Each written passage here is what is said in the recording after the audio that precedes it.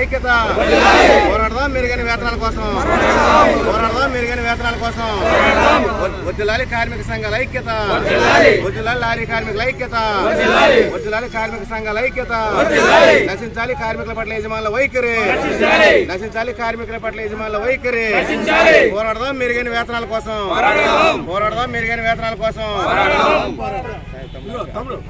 మెరుగైన వేతనాల కోసం సింగిల్ లారీలపై పనిచేసినటువంటి డ్రైవర్స్ అండ్ హెల్పర్స్ గత 10 రోజులుగా మనం సమ్మెబాటు పెట్టాం.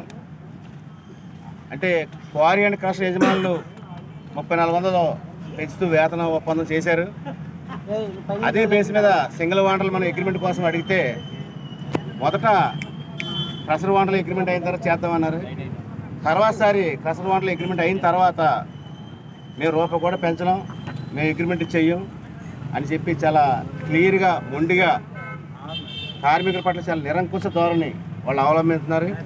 అయితే ఈ విషయం పైన మన కార్మికులందరూ కూడా గత 10 రోజుల నుండి ఎవరు కూడా డ్యూటీలు వెళ్ళకుండా అదే ఒకవేళ పళ్ళు ఏదైనా తిరిగితే దాన్ని నివారించే దాంట్లో అలాగే ఒక ఉద్యమం ప్రకారం మనం సమ్మెబాటు పెట్టాం. అయితే తర్వాత మన మిత్రులు నాయసర్ ఐఎఫ్టీ మన ఐఎన్టీ గారు వీళ్ళందరూ కూడా ఆర్డీఓకి ఏసీఎల్కి కంప్లైంట్ ఇవ్వడం జరిగింది. ఈ కంప్లైంట్ ఇచ్చిన తర్వాత ఆర్డీఓ గారు ఈ సమస్య కార్మిక శాఖ సంబంధించినటువంటి ACL assistant commissioner of labour ఆవిడ మేడం గారు చెప్పడం జరిగింది. అయితే ఈరోజు ఈ మేడం మన కార్మిక సంఘాలని అలాగే యజమానుల సంఘం నుంచి యజమానుల్ని వీళ్ళని చర్చలు పిలవడం జరిగింది. జాయింట్ మీటింగ్ అక్కడ ఏర్పాటు చేశారు. ఈరోజు ఈ జాయింట్ మీటింగ్లో వాళ్ళు ఏం మాట్లాడుతున్నారంటే మేము సంవత్సరం పాటు అగ్రిమెంట్ పొడిగించడం, మాకు సంవత్సరం వరకు మేము జీతాలు పెంచలేం అని చెప్పేసి ఒక మాట. రెండవది జీతాలు పెంచుతాం, పేటలు అనేది పూర్తిగా తీసేయండి, అసలు పేటలు అనేది ఇవ్వకుండా చేయండి, ట్రిప్ మామూలు ఇవ్వకుండా చేయండి, జీతాలు పెంచుతామని చెప్పేసి ఇంకో మాట చెప్పడం. అదేవిధంగా మళ్ళీ తర్వాత పేటలు ఇవ్వం, ట్రిప్ మామూలు ఇస్తాం, లేదా ట్రిప్ మామూలు ఇవ్వం, వాళ్ళ ఇష్ట ప్రకారం చేసుకుంటారు, జీతం మాత్రం పెంచుతాం. ఇది ఒకటే వాళ్ళు చెప్పే విషయం. ఇవన్నీ అయిపోయాక అసలు మీరు ఎంత పెంచారు చెప్పండి మేడం అడిగితే 100 రూపాయలు పెంచుతారంట. అంటే నిజంగా వీళ్ళు ఏ ఆలోచన ఉన్నాడు, ఎంత చాలా దుర్మార్గమైనటువంటి పద్ధతి. 3400 అవతల క్వారీ ఓనర్లు అగ్రిమెంట్ చేస్తే ఇతను 100 రూపాయలు పెంచుతాడంట. అక్కడ ఏం చెప్తున్నారు మేడంకి, మీరు శాలరీసే కాదండి, రోజు ట్రిప్ మామూళ్ళు బేటాలు అన్నీ కలిసి ఒక డ్రైవర్ 1000 రూపాయలు పట్టుకెళ్తున్నారు. అట్లాగా నెలకు 15,000 రూపాయలు అదనంగా వాళ్ళకు ఆదాయం వస్తుంది. అవి 15,000 మేము ఇచ్చేది 15,100 టోటల్గా 30,000 రూపాయలు ఒక కార్మికుడికి ఇవ్వాలి వస్తున్నాయని చెప్పేసి ఇలా లేనిపోయిన కలబలు కవులు అక్కడ చెప్పి లేబర్ ఆఫీసర్ని ఏసీఎల్ని ఆవిడ పక్కదారి పట్టించేటువంటి పరిస్థితి ఇవాళ వాళ్ళు తీసుకొచ్చారు. మేము ఒకటే చెప్పాం, ఇవాళ పేటాలో ట్రిప్ మామూళ్ళు ఇవన్నీ కూడా కొత్తగా వచ్చినాయి కాదు.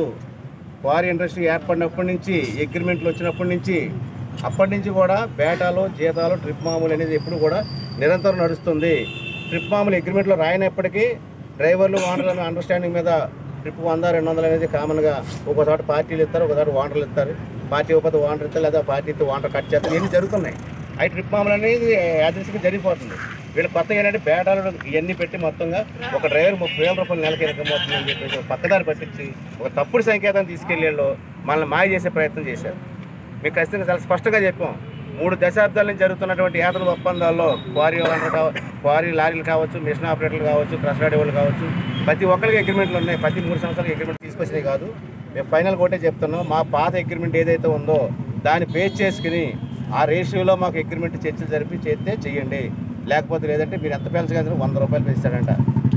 నిజంగా నెల జీతానికి 100 రూపాయలు పెంచుతాడంట. ఇది ఎంత దుర్మార్గమైన పరిస్థితి అంటే కార్మికుల పట్ల ఇలా వైఖరి ఎట్లా ఉంది, చాలా చిన్న చూపు చూస్తున్నారు, చాలా నిర్లక్ష్యంగా వ్యవహరిస్తున్నారు కార్మికుల పట్ల.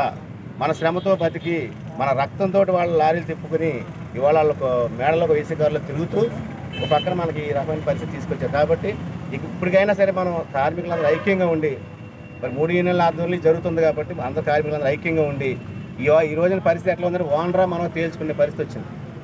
మీరు కూడా సీరియస్గా ఉద్యమం చేయకపోతే ఈ రోజున కనుక మనం ఏమాత్రం కొంచెం దిగజారినా తగ్గినా విఫలమైనా లేకపోతే భవిష్యత్తు కాలంలో మనం ఏది కూడా సాధించడం.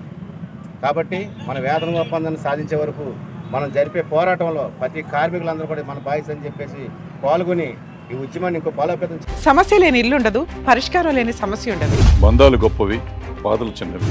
మీ సమస్యని మేము పరిష్కరిస్తాం. రండి మాట్లాడుకుందాం.